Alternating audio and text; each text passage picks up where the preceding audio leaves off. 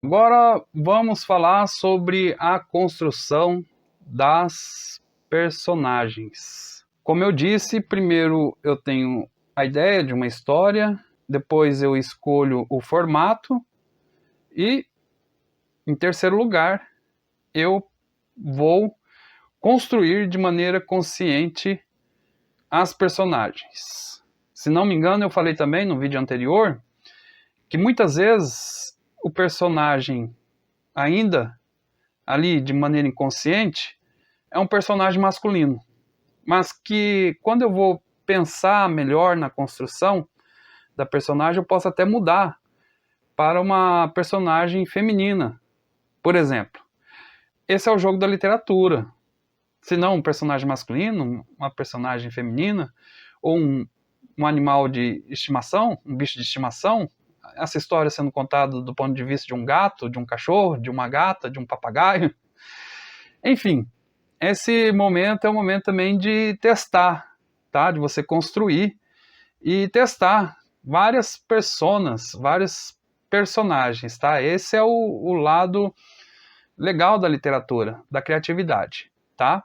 E primeiro assunto aqui, a primeira dica, é você pensar bastante sobre que todo ser humano ele tem a sua luz e a sua sombra, o seu lado, o aspecto positivo e o negativo. E que ninguém neste mundo é totalmente bom, totalmente bonzinho.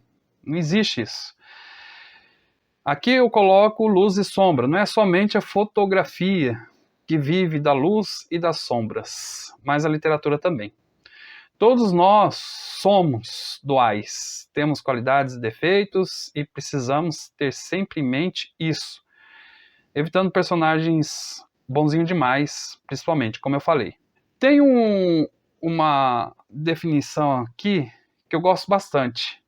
Parece que ela é de Maury e Gillette. Eu não li o livro, tá? Mas sempre me tocou muito essa questão, esses 4 arquétipos e as suas sombras. Algo que eu vi assim na internet. Isso sempre me tocou bastante.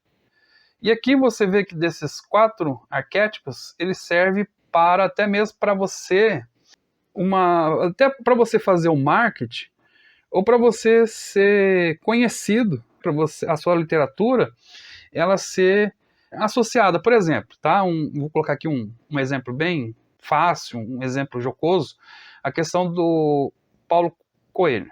O Paulo Coelho tem primeiro ele, né, aquele negócio ele tentou, acho que, quem sabe aquele negócio do guerreiro, conseguiu no começo lá, aquele negócio do guerreiro. E depois, com o tempo, ele foi pro lado do mago, né, da magia, aquele negócio de magia, de mago.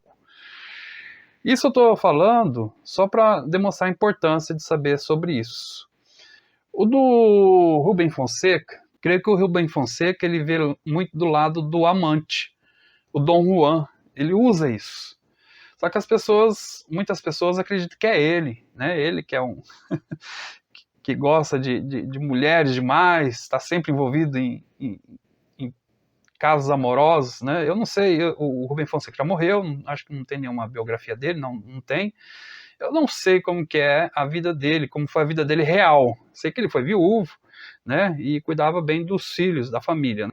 Mas essa parte de seus personagens ser muito assim, ter várias, estar sempre em busca de uma mulher, isso tem a ver com um amante, tá?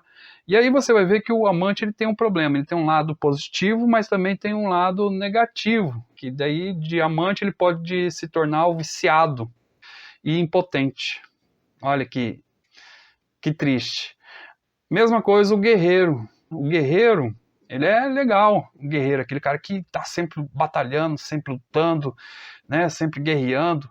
Mas o seu lado negativo, o que pode acontecer? Ele pode também trazer um sadismo, fazer os outros sofrer, ou sofrer bastante. Né? Então ele tem esse lado do sádico e do masoquista. O rei também. O rei, quando ele está ali do seu lado positivo, né, reinando para o povo, para os outros, governando bem a sua vida e a vida dos outros também, ele pode se tornar um tirano ou um covarde. E o mago, o manipulador, ou até mesmo o feiticeiro, mas mais o manipulador, né? Em vez de ser aquele cara, aquela pessoa boa, tal, né, de positividade, se torna um manipulador, está sempre controlando. Depois eu separei aqui os arquétipos de Jung. Então tem aqui o explorador, o rebelde, o mágico, o herói, o amante, o comediante ou o bobo da corte, a pessoa comum, o governador, o criador, o inocente, o sábio, né? Então todos esses são os arquétipos. Lembra? Aqui, arquétipos, tá? Você precisa ultrapassar esse arquétipo. E como faz isso? Daqui a pouco eu estarei falando sobre a pessoa moral, que é o mais importante.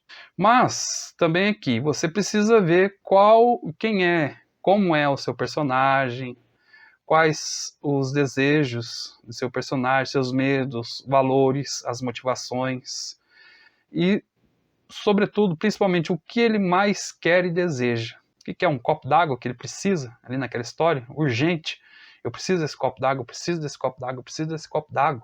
Então, quais são os seus conflitos também internos, né? Externos? Quais as suas qualidades e defeitos? Com quem ele se relaciona? Como se relaciona? Como ele vê o mundo? Né? É um pessimista? Como ele reage aos acontecimentos? Então, é muito importante pensar, construir a partir disso aí. Bom, e lembrando que é sempre estranho assim, uma personagem agir de modo inesperado. Geralmente é uma construção, tá? Do nada, por exemplo, assim, a pessoa é um velho rabugento, reclamão. Aí, de repente, ele está dando palestras motivacionais? Não. A não ser assim, que é por ambição. Ele vai lá e se finge de otimista para ganhar dinheiro.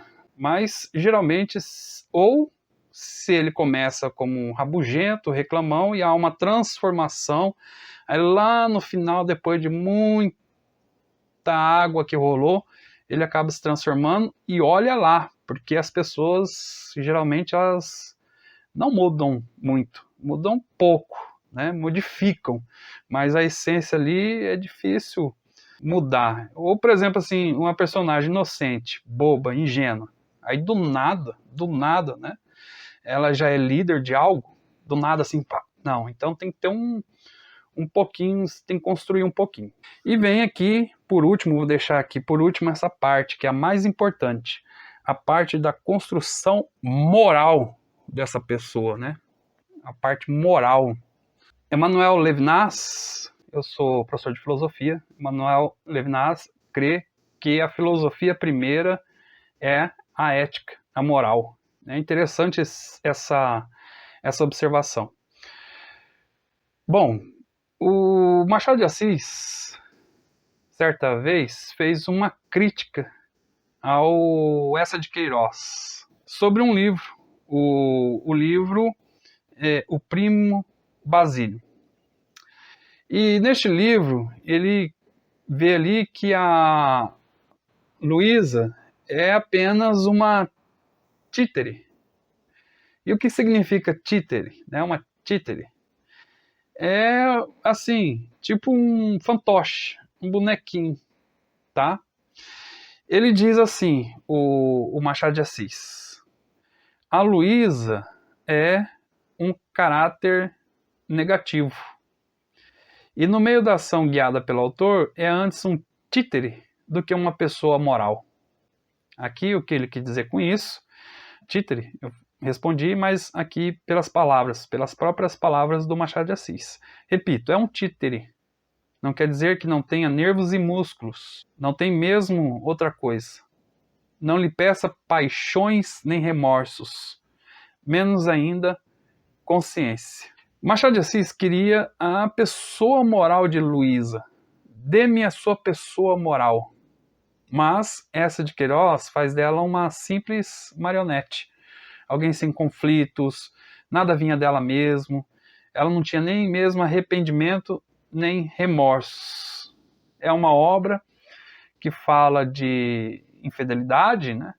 Mas e ali a questão profunda, as questões morais de Luísa?